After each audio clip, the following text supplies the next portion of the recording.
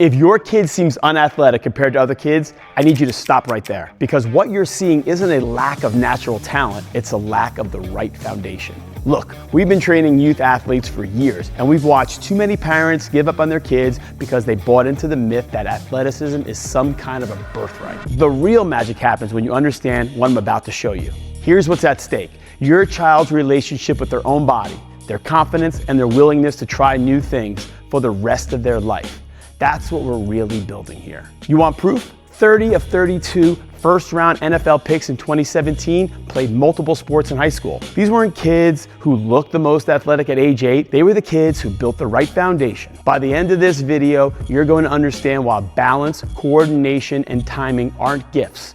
They're skills. And more importantly, you'll have a clear roadmap to help your child not just catch up, but potentially surpass the kids who seem naturally athletic. Point 1. The natural athlete myth is destroying your kid's potential. Let's talk about the biggest lie in youth sports, that some kids are just naturally athletic and others aren't. We had a parent come to us last year completely defeated. Her 10-year-old son had just quit soccer after being benched for the 3rd game in a row. He's not just athletic, she told us. Maybe we should focus on academics instead. But here's what that parent didn't understand, and what most parents miss. Athletic ability isn't a fixed trait. Everything can be learned and everything can be trained to a certain degree. Balance, coordination, timing, strength. These are learned skills. They are not birthrights. That's not just my opinion. That's backed by science. Just 17% of NCAA Division I female athletes competed exclusively in their college sport growing up. The overwhelming majority played multiple sports and developed what we call movement vocabulary. The kids who succeed understand that athleticism is a skill set and not a gift. When you tell yourself your kid just isn't athletic, you're not protecting them, you are limiting them. Every kid has a ceiling, but every kid can climb higher than where they started, and that's the real truth about athletic development. Point 2, physical literacy comes before everything else. Now let's unpack what actually creates athleticism in children. Think of it like learning to read. You don't start with Shakespeare, you start with the alphabet. Physical literacy is the alphabet of athleticism.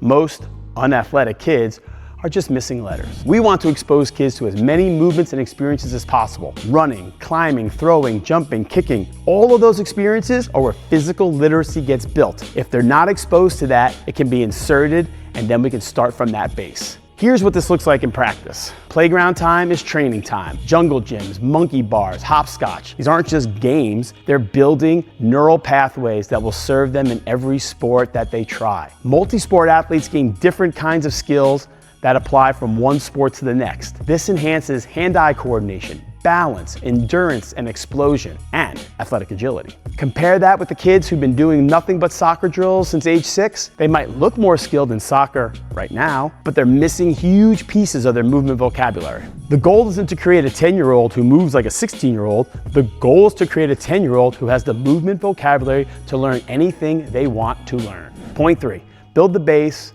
then add the tools. Most youth sports programs get this completely backwards, and it's costing kids their athletic potential. You start with the foundation through physical literacy and those trainable traits we talked about earlier. Then on that foundation, you can layer on things like power, speed, explosivity, endurance within their capacity and ability set. Once that base is solid, you develop sport-specific skills through a mix of unstructured play, structured practice, and playful challenges.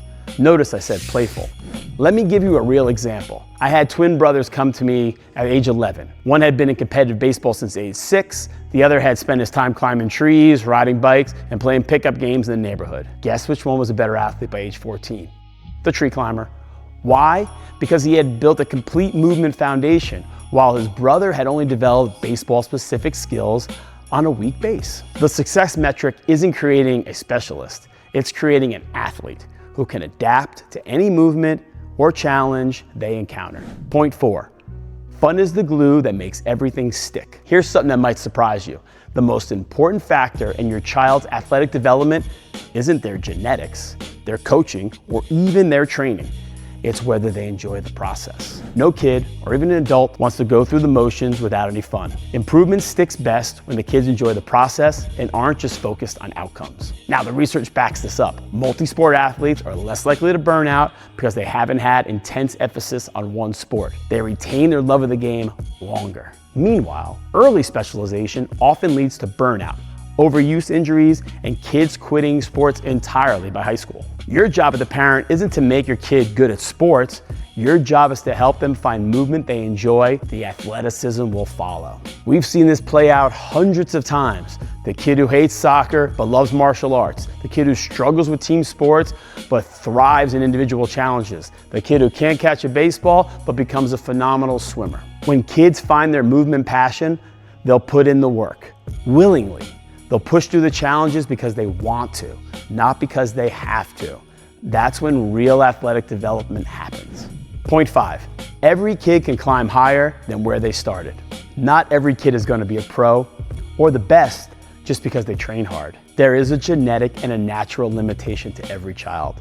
Some people are born with lucky traits in particular expressions, and some kids aren't. But here's what that doesn't minimize: what work and well-structured program can do. Multi-sport athletes suffer significantly fewer injuries than single-sport specialists. In both the NBA and the NFL, athletes who participated in multiple sports in high school suffered significantly fewer injuries than those who played only one sport. Playing multiple sports gives athletes time to heal and develop different muscle groups, tendons, and ligaments. Multi-sport athletes who experience long-term success are more consistent performers and have a much higher chance of being active adults.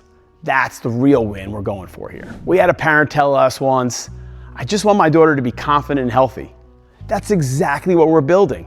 Not the next Olympic champion, though that's possible too, but a young person who understands their body, enjoys movement, and has the confidence that comes from physical activity. Athleticism isn't a gift, it's a skill set. If you give kids the right environment, the right challenges, and time, they'll surpass what you thought was possible, even if they're destined for the Olympics or a professional realm. The transformation isn't just physical.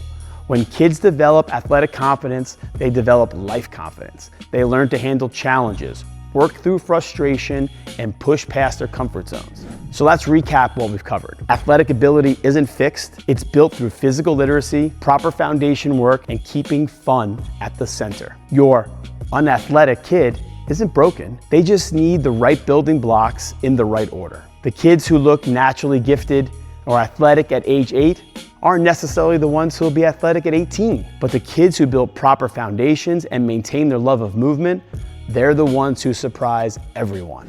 Now, if you're watching this and thinking, this makes sense, but I don't know where to start with my kid, we work with families just like yours to build these foundations in a structured, fun way. There's a link in the description where you can learn more about our approach to developing complete athletes.